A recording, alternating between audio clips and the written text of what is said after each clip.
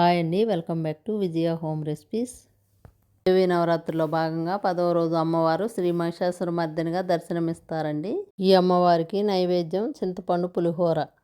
ముందుగా కుక్కర్లోకి 1 గ్లాస్ బియ్యాన్ని తీసుకొని 2-3 సార్లు కడిగి అదే గ్లాస్తో 2 గ్లాసులు వాటర్ తీసుకొని కొంచెం ఆయిల్ తీసుకొని మూత సెట్ చేసి మీడియం ఫ్లేమ్లోనే 3 విజిల్స్ వచ్చేంత వరకు ఉడికించుకోవాలి.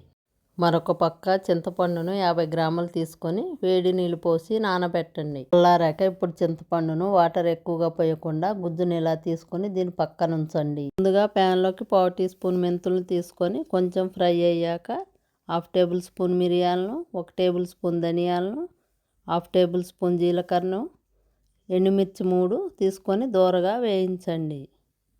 1 టేబుల్ స్పూన్ నువ్వులను తీసుకొని, నువ్వులు త్వరగా ఎగుతాయి కాబట్టి స్టవ్ బంద్ చేసుకొని నువ్వులను వేయించండి. ఇవి వేగాక వీటిని చల్లారనివ్వాలి.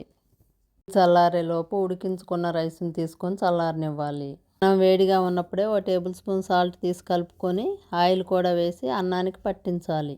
మిక్సీ జార్లోకి వేయించి పెట్టుకున్న ఇంగ్రీడియంట్స్ అన్నీ వేసి మిక్సీ పట్టుకోవాలి. చూడండి, ఇలా మెత్తగా పౌడర్ లాగా ఉండాలి. ప్యాన్లోకి 1 టేబుల్ స్పూన్ ఆయిల్ తీసుకొని 1/2 కప్పు పల్లీలు వేసి కొంచెం ఫ్రై అయ్యాక కొన్ని జీడిపప్పులు తీసుకొని కొంచెం ఫ్రై అయ్యాక 1 టీ స్పూన్ పచ్చిశనగపప్పు, 1 టీ స్పూన్ మినపప్పు వేసి దోరగా ఫ్రై చేయాలి. వీటిని ఒక ప్లేట్లో తీసుకొని మళ్ళీ 1 టేబుల్ స్పూన్ ఆయిల్ తీసుకొని ఆవాలు 1 టీ స్పూను, జీలకర్ర 1 టీ స్పూను, 3 ఎండుమిర్చి, పచ్చిమిర్చి చీలికలు 4-5 వేసి 1 నిమిషం పాటు ఫ్రై చేయండి. ఇప్పుడు ఇందులోకి కరివేపాకు వేసి ఫ్రై చేయండి.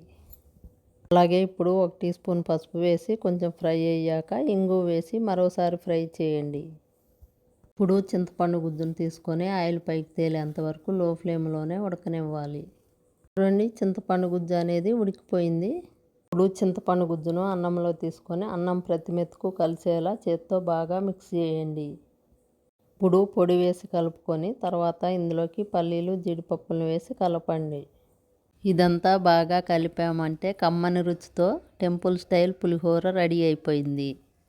మీరు కూడా ఈ రెసిపీని తప్పకుండా ట్రై చేయండి. ట్రై చేశాక మీకు ఎలా కుదిరిందని కమెంట్స్లో తెలియజేయగలరు.